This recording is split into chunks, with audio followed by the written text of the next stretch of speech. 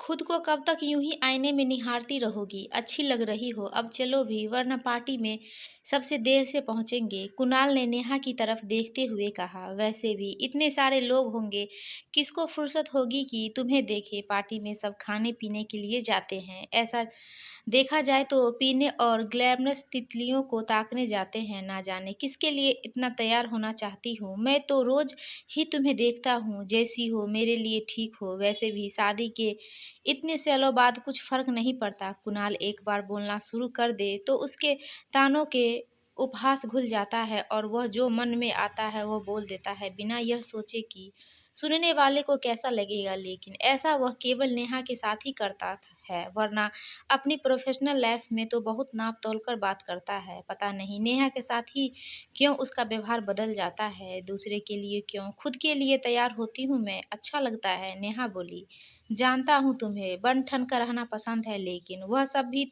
एक उम्र तक ही ठीक लगता है। हर उम्र की अपनी मर्यादा होती है। ब्लू सूट, व्हाइट शर्ट और light blue tie, black shoes, after shave की भीनी भीनी खुशबू और ढेर सारा परफ्यूम। कुणाल हमेशा बेहतरीन ढंग से तैयार होकर घर से निकलता है। पार्टी के लिए ही नहीं, कहीं भी जाना हो हमेशा टिप टॉप रहता है। उसकी भी तो उम्र हो गई है, नेहा से 4 साल बड़ा है, फिर यह क्यों सज संवर कर निकलता है? अगर कभी वह यह सवाल पूछ बैठी तो जानती हैं इस सवाल का कोई सटीक जवाब कुणाल के पास नहीं होगा। घिसा पिटा जवाब ही होगा कि मैं पुरुष हूँ, काम पर जाता हूँ, 10 लोगों से मिलना होता है, आखिर सोसाइटी में मेरा कोई स्टेटस है। तो नेहा के भीतर जैसे सवाल जवाब की उठापटक चलने लगी। वह स्त्री है, उसके लिए सवरे रहना क्यों जरूरी नहीं है, जबकि श्रृंगार की तमाम वस्तुएं सारे तामझाम और रौनकें स्त्रियों के लिए ही होती हैं। फैशन की सारी दुनिया उनसे ही चलती है। पूरा बाजार पुरुषों की बजाय स्त्रियों के कपड़ों और उनके साज श्रृंगार की चीज़ों से ज़्यादा भरा रहता है। माना वह नौकरी नहीं करती तो क्या घर में यूं ही झल्ली बनी घूमती रहे? नहीं रह सकती वह ऐसे। नौकरी रहने पर भी कुणाल ने ही पाबंदी लगाई थी।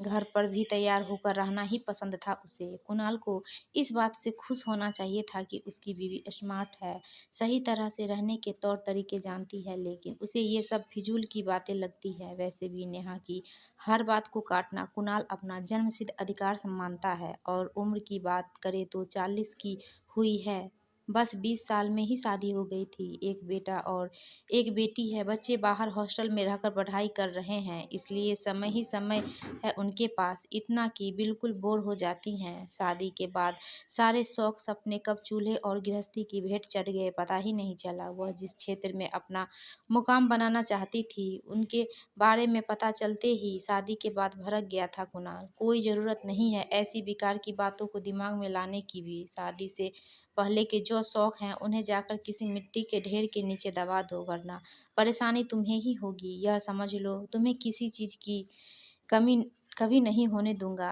तुम मेरी जिम्मेदारी हो और मैं उसे संभालूंगा। कुणाल ने सच में उसे कोई कमी नहीं होने दी कभी। वैसे धीरे धीरे कम ही हो रहा है उनका अपने ऊपर ध्यान देना। इन दिनों बिना प्रेस किए साड़ी पहन लेती हैं, कभी बाल बिखरे भी रहते हैं, फेशियल कराए महीनों बीत जाते हैं, हाथ पैरों के नाखून तराशना नज़रअंदाज कर जाती हैं। एक अजीब सा आलस उस पर हावी हो रहा है। आलस से ज़्यादा बोरियत है, कुछ न कर पाने की बोरियत है, पीछे जो छूटा है उसे संभाल ना पाने की कुछ एक चिढ़।